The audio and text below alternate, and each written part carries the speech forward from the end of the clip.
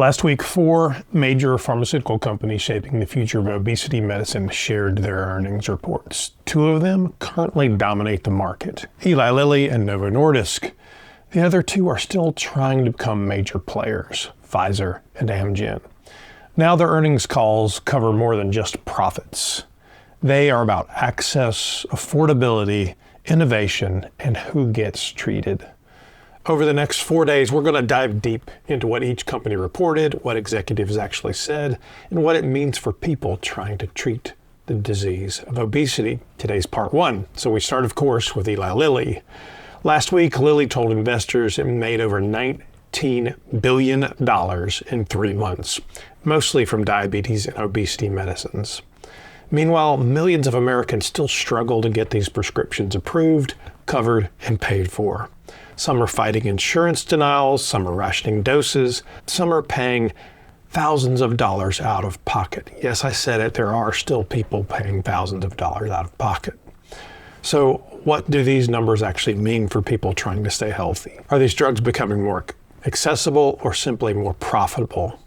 And is the next generation of treatment finally taking shape? Hello and welcome to the Downsized. If you're new here, welcome. If you're a returning viewer, welcome back. But before we go any further, a quick reminder. I'm not a doctor, I'm not a lawyer, I'm not a financial advisor. Nothing here is medical, legal, or investment advice. I'm here to explain primary source documents and help you have informed conversations. My name is Christopher Durham. My wife Lorraine and I started our GLP-1 journey together in September 2023. Together, we've lost over 150 pounds. I started at 286.4 pounds, and today I maintain my weight right around 185 pounds. I've used Zepbound and Mounjaro, so Eli Lilly's branded drugs, as well as compounded Tirzepatide. I've paid out of pocket, I've dealt with shortages, I've dealt with insurance denials, or more accurately, insurance that doesn't even cover these medications. So when Lorraine and I talk about access, affordability, and long-term care, we're talking about real life. This was a 4-part series. We're examining the earnings calls from the companies now shaping obesity medicine. Eli Lilly, Novo Nordisk, Pfizer, and Amgen. Each company has a different strategy, each faces different pressures, each affects patients in different ways. If you find this video helpful, please like the video and subscribe to Downsized. It helps us do the work that we do every day. Now, let's dive into what Lilly reported. On February 4th, Eli Lilly released its 4th quarter and full year 2025 financial results, along with its 2026 outlook. The main story was the scale of their results. Lilly reported 4th quarter revenue of $19.3 billion, a 43% increase compared with the 4th quarter of 2024. For the full year, the company reported revenue of $65.2 billion, up 45% from the year before. On the earnings call, Chief Executive Officer Dave Ricks told investors 2025 was a strong year for Lilly. We delivered robust revenue growth, advanced our pipeline, expanded our manufacturing footprint, and helped over 70 million people around the world. But what matters isn't just the size of the numbers, it's how those results were achieved. Chief Financial Officer Lucas Montarch explained that growth was driven primarily by volume, not pricing. He said, quote, revenue grew 43% compared to Q4 2024, driven by volume growth of Mounjaro and Zepbound, partially offset by 7% decline in price. In the United States, Lilly said revenue increased to $12.9 billion. That was driven by a 50% increase in volume. More people started treatment, more people stayed on treatment. Now let's look at the 2 drugs driving that growth, Mounjaro and Zepbound. Lilly reported that Mounjaro generated $7.4 billion in worldwide revenue in the 4th quarter, up 110% year over year. In the United States, Mounjaro generated $4.1 billion. Outside the U.S., it generated $3.3 billion. Zepbound generated $4.2 billion in U.S. revenue in the quarter, up 122% from the year before. Montarch told investors, quote, Zepbound continues to be the market leader in the branded obesity market, with nearly 70% share of new prescriptions. Lilly also disclosed that it now controls about 60% of the overall incretin market in the United States, including both diabetes and obesity indications. Investor materials show that total U.S. incretin prescriptions increased by 33% year over year in the fourth quarter, with Lilly capturing a disproportionate share of that growth. Executives also focused on how patients are accessing these medicines. On the call, Lilly said, quote, "Vials represent approximately 1/3 of total Zepbound prescriptions and nearly 50% of new Zepbound prescriptions in Q4. This marks a major shift. Vials are less expensive, they're easier to scale. For many self-pay patients, this is the most accessible option. It's also a cash price, so these people are paying self-pay strictly. There's no insurance on vials today." Executives also addressed the size of the untreated population. Montarch said market penetration remains in the mid-single digits. Despite rapid growth, most eligible patients still do not receive the treatment. Demand is not the problem. Access is. Pricing is. And Lilly went on to address that pricing pressure. In its guidance, the company said it expects price erosion in the low to mid-teens in 2026. Now, for those of you who don't read these reports every day, price erosion means the price is going to go down. So they're looking at making a little less for everyone they sell. Montarch explained that pressure is coming from government access agreements, direct-to-patient pricing updates, and lower Medicaid pricing on later-stage products. At the same time, he emphasized that volume growth is expected to more than offset those declines. So they'll sell them for a little less, but they'll sell a whole lot more. Sounds like something we've been saying for some time, doesn't it? Lilly believes it can expand access while growing revenue. Manufacturing remains central to that strategy. Ricks told investors, quote, "We exceeded our goal to produce 1.8 times the number of incretin doses in the second half of 2025 compared to the second half of 2024. He also said, "Since 2020, we've committed over $55 billion to manufacturing. This is the largest manufacturing expansion in the company's history." It's also a main reason shortages have eased. Overall, these results show a company operating from a position of strength: strong demand, rising market share, expanding supply, and growing control over distribution. But the earnings call also made it clear that Lilly isn't just focused on today's performance. It is building for what comes next. One of the most revealing parts of Lilly's earnings call was how directly the executives talked about access and affordability. This was not treated as a secondary issue. It was central to the company's strategy. Dave Ricks told investors, "The number of people engaging with our U.S. direct-to-patient platform, LillyDirect, increased to over 1 million patients in 2025. This isn't a small program. It's a nationwide access system." Executives stress that LillyDirect is no longer just a workaround for people without insurance. It's becoming part of the company's core infrastructure. Rick said the Zepbound self-pay vial program now accounts for roughly 1/3 of new patient starts. This shows a bigger shift in how obesity care is delivered. More patients are paying cash, more are bypassing traditional pharmacy benefit structures, more are working directly with providers and manufacturers. Now, let me be clear about this, because Lorraine and I have obviously paid cash for everything. So cash paid directly impacts us. Cash pay is not the final solution for this. This shift is a problematic shift. And if it continues, it could essentially eliminate insurance coverage. So for those of you out there paying $25 or $5 or whatever it is because you have great insurance, you could lose that and be forced into the cash pay plan if this works out the way they'd like it to. It's not a good plan. We've got to get these drugs covered. They've got to be covered under insurance.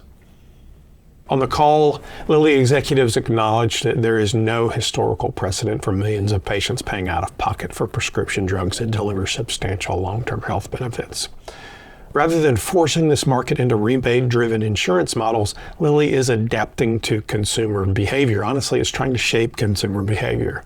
It emphasizes direct engagement, simplified pricing, and first-party relationships. It's trying to be the Amazon of obesity. In practice, paying cash is no longer just a temporary solution. It's becoming a regular part of the system, and it's demonstrating that our system is broken. Lilly also addressed pricing pressure with unusual candor. In its guidance, the company said it expects realized prices to decline in the low to mid-teens in 2026. Under normal circumstances, that kind of guidance would concern investors. But Lilly framed pricing as a headwind, not a demand problem. Executives repeatedly emphasized that volume growth and market expansion are expected to offset price declines. This difference changes the conversation. The question is not whether patients want these medicines. We all know we do. We all know we need them for our health. It's about how access is set up. Medicare access was also addressed directly.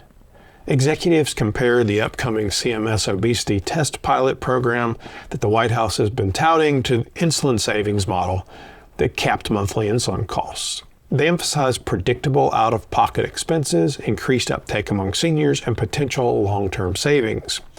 Ricks noted that seniors remain underrepresented in GLP-1 use despite high rates of obesity, diabetes, and cardiovascular disease. The demonstration program is designed to change that. At the same time, executives acknowledge that this remains a pilot program, not a permanent solution. Supply stability also factors into access. Rick said that expanding manufacturing has shifted the main barrier from availability to affordability. Lilly believes shortages are no longer the central constraint. Now, cost is. We could have told Ricks that. Executives also discussed treatment persistence. They emphasized that long-term outcomes and long-term growth depend on patients staying on the therapy. That's why the company is investing in digital engagement tools, refill coordination and education, and follow-up through LillyDirect. But let me speak directly to Ricks here, because absolutely people staying on the medication is what's important, not just to your bottom line, to our health. And although it's great that you're investing in digital engagement tools, refill coordination, education, all that stuff, invest in price. Think about alternate pricing structures. Invest in working with insurance companies. Think about subscription models. If you can get the price down, we'll stay on it. The number one reason people go off of these drugs is price. You don't have to do the research. You can talk to our 40,000 viewers. The number one reason is price. When viewed as a whole, Lilly's access strategy is very different from traditional pharmaceutical models, essentially dependent on insurance intermediaries. But Lilly is focused on direct relationships and more oriented toward a long-term treatment and honestly their long-term profit. The system is changing, but it's still uneven. And that tension is shaping the next phase of obesity care. Throughout the earnings call, Lilly made clear that this was not a report about protecting Zepbound and Mounjaro. It was about building the future of obesity medicine. Dave Ricks told investors, we generated positive clinical data in more than 25 phase 3 trials, and we now have 36 active phase 3 programs. That places Lilly among the largest late-stage developers in the pharmaceutical industry, not in the obesity space, but in the entire pharmaceutical industry. And a significant share of that pipeline is focused on metabolic disease.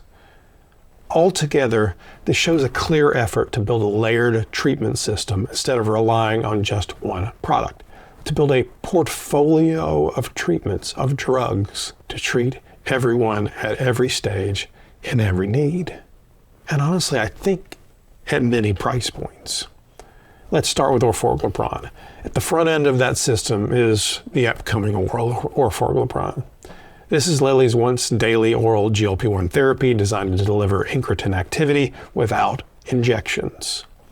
On the call, Ricks told investors, quote, we have submitted Orforglipron for obesity in the United States and in more than 40 countries globally, and we're encouraged by the data we've seen so far. Executives indicated that pending regulatory review, the company is targeting a potential U.S. launch in the second quarter of 2026. Ricks added, "We see oral incretin therapy as an important way to expand access and reach patients who may not be comfortable with injections. Lilly sees Orforglipron as a way to expand options, not as a replacement for injectables. It's meant to bring new patients into care and offer a maintenance option for those who have stabilized." Executives also discussed challenges with absorption, durability, and dosing consistency, emphasizing that long-term performance is a key focus. Now, there really wasn't much conversation about pricing on Orforglipron, but the hope from the patient side, from the Downsized side, is that with the launch of the oral Wegovy starting at $149, the clinical trials on Orforglipron demonstrating it doesn't perform quite as well, Lilly is going to come in hot with pricing. I'd like to see this open up at $99. $99 a month, all doses, every month. It would change the game. It would grow prescription starts, period. It would grow Eli Lilly profitability, period. They've got the doses sitting there. Come in and knock out what Novo's doing. An easier to take medication. And it remains to be seen how efficacious this drug is in the real world. We all know many of us have exceeded the clinical trial averages on semaglutide and Tirzepatide. So what can Orforglipron really do? Time will tell. $99. Retatrutide, at the high intensity end of the pipeline, is Retatrutide. This is the one everybody's excited about. This is the triple agonist therapy targeting GLP-1s, GIP, and glucagon, designed to produce stronger metabolic effects. We have a whole video going into details of their last results that came out on it. Lilly provided its clearest roadmap yet. Executives confirmed that 6 phase 3 trials are underway and that multiple readouts are expected in 2026 with expected rollout in 2027. They also stated that regulatory submissions are planned in 2026 for obesity, osteoarthritis, and obstructive sleep apnea. Lilly highlighted prior data showing an average weight loss of approximately 29% at 68 weeks. That's right, 29% at 68 weeks, along with 67% reduction in WOMAC pain scores in osteoarthritis. Executives repeatedly emphasized that Retatrutide is intended for patients with higher baseline BMI and more severe disease burden. It's meant as an escalation therapy, not a mass market replacement for Zepbound. I think this is an interesting conversation because so many people in the conversation around Retatrutide think it's going to come in and it's going to make everything obsolete. So all the other drugs are going to go away. I don't think that's what happens. I think what happens is exactly what they're saying, is this is something that people may need as they escalate, as they need to lose more weight, as they have higher BMIs, as they have more comorbidities. I continue to use the example of automobiles. Essentially, this is Eli Lilly's Corvette. Corvettes are sexy, they go fast, they do everything you need to do. They're expensive as heck, hundreds of thousands of dollars in some cases. Not everybody needs a Corvette. They just don't. So now when we look at the portfolio that Lilly has, they will have Retatrutide as a Corvette. They will have Tirzepatide, Zepbound Mounjaro, as a Chevy pickup truck. Solid, gets you where you need to go, does the work. And they'll have Orforglipron as a great little sedan that'll get you where you need to go for a great price. Millions of people around the world will have a choice. The question is, are they going to price it at a point where we can actually afford it? And of course, at the center of Lilly's portfolio remains Tirzepatide. Instead of seeing it as a finished product, executives stressed ongoing development focused on durability, tolerability, and long-term results. On the call, Lilly discussed dose optimization, alternative titration schedules, and expanded indications. Ricks told investors we continue to see opportunities to improve durability and long-term outcomes through refinements in dosing and patient selection.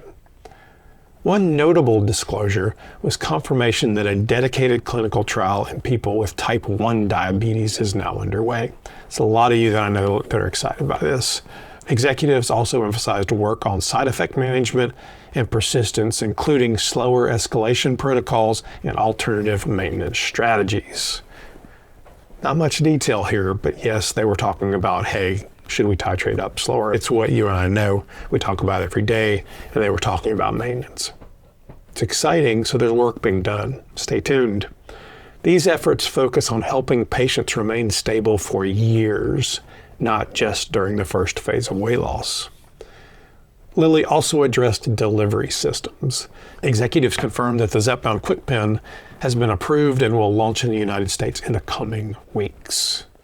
Lots of you are excited about that. This matches what patients expect after years of using pen-based therapies. The company is now going to offer both vials and pens. There was no conversation around pricing. There was no conversation around the 45-day repurchase program through LillyDirect that is required there. So there's a lot of details yet to come. But the company is now offering both vials and pens, vials for affordability, pens for simplicity. This shows a clear effort to offer choices that meet patients' needs and preferences. Another major area of development is Retatrutide. This is a GLP-1 and GIP-based therapy being studied in substance use disorders and serious mood disorders. Sounds a lot like Tirzepatide. It's because it basically is. They're just reframing it and rejigging it a little bit for substance abuse and serious mood disorders. Rick's confirmed that Retatrutide is being evaluated in alcohol use disorder, tobacco dependence, bipolar disorder, and major depressive disorder. He told investors, quote, "We're seeing encouraging early signals in how incretin biology may influence reward pathways and compulsive behavior." Executives also confirmed that phase 3 trials in alcohol use disorder are planned for 2026. Programs for mood disorders remain in early stages. Lilly has been careful in discussing this program, avoiding timelines and commercial predictions, suggesting a data-driven approach. Lilly also discussed combination therapy, particularly studies pairing Zepbound with immunology treatments in psoriasis, inflammatory bowel disease, and asthma. Rick said, "We're studying how addressing obesity alongside inflammatory disease may improve overall treatment response." Even without detailed timelines, the size of the investment shows a long-term strategy. When viewed together, these programs form a coordinated system.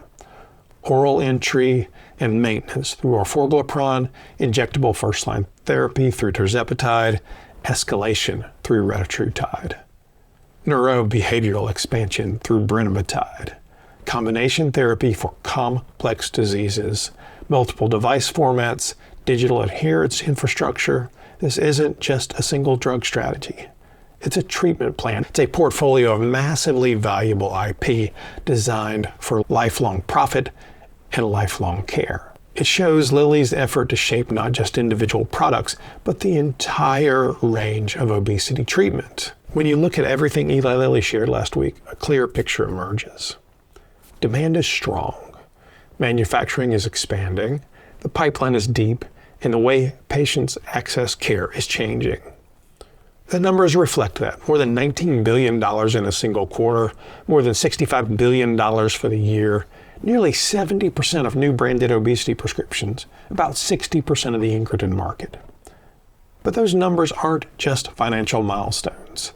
They represent millions of people trying to manage a complex, lifelong disease. They represent families making hard choices about what they can afford. They represent patients fighting denials. They represent people deciding whether they can stay on treatment. Lilly absolutely deserves credit for innovation. They've invested heavily in research, expanded manufacturing, and built one of the strongest pipelines in this field. That matters, and it should be recognized. But this is not a marketing video. This is not a marketing piece for Eli Lilly. Our job is not to celebrate their earnings. Our job is to ask what those earnings mean for patients. And on that question, the answer's mixed. Yes, access pathways are expanding. LillyDirect is growing, self-pay vials are helping some people, pricing pressure is being acknowledged, Medicare pilots are being tested. Those are real steps forward. But many patients still pay out of pocket. Coverage is inconsistent, appeals are common, and affordability remains fragile. These drugs are still wildly expensive. They are still a luxury item. Manufacturing has improved, and shortages are easing. That deserves recognition. But supply alone doesn't solve the access problem. If people can't afford the medicine, availability does not matter. The pipeline's impressive. Oral therapy, escalation options, brain health research, combination trials, device improvements, and digital support. This is serious science. But science only matters if it actually reaches people.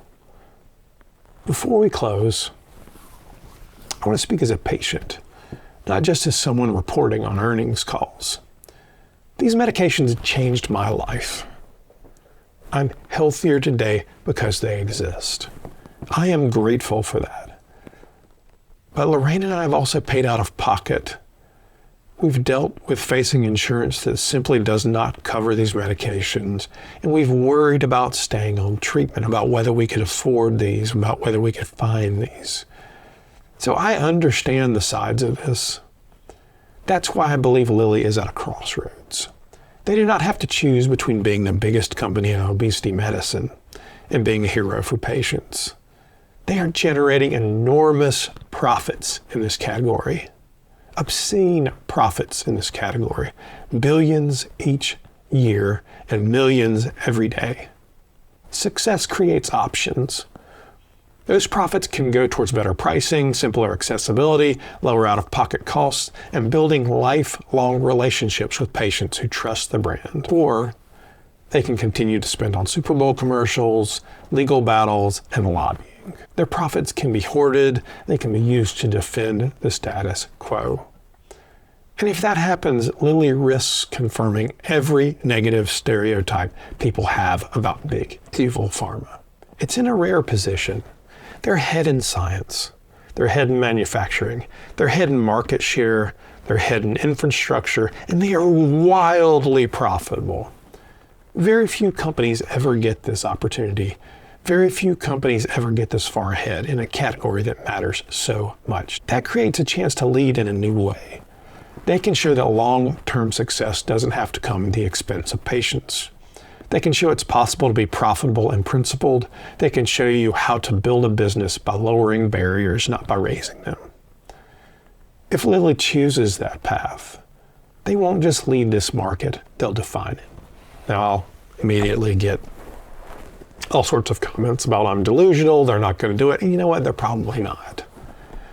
But sometimes these things have to be said out loud. They could do it. It would take a small fraction of their profits to make these drugs more affordable. Small fraction to go into price that would dramatically grow their market share, that would dramatically grow their dollar profit. I'll say it again. If Lilly chooses that path, they won't just lead this market, they'll define it. They will redefine it, and they will earn something more valuable than quarterly earnings. They'll earn trust. They'll earn loyalty. They'll earn love. Now, I want to hear from you. If you're on a GLP-1, what has been your biggest barrier? Has it been cost, coverage, side effects, supply, or finding the right provider? If you tried and stopped, what made you stop? If you never started, what stood in your way? Do you feel companies like Lilly are doing enough, or are patients still being asked to fight too hard for care? Put your experience in the comments, not to argue, but to be seen. Because real stories change systems. So this is part 1 of our 4-part series. Tomorrow we will break down Novo Nordisk, then Pfizer, then Amgen. 4 companies, 4 strategies. If this report was helpful, please like this video, subscribe to the Downsized, and share it with someone who needs clear, honest information about treating obesity. My name is Christopher Durham, and we are the Downsized. I'll see you tomorrow.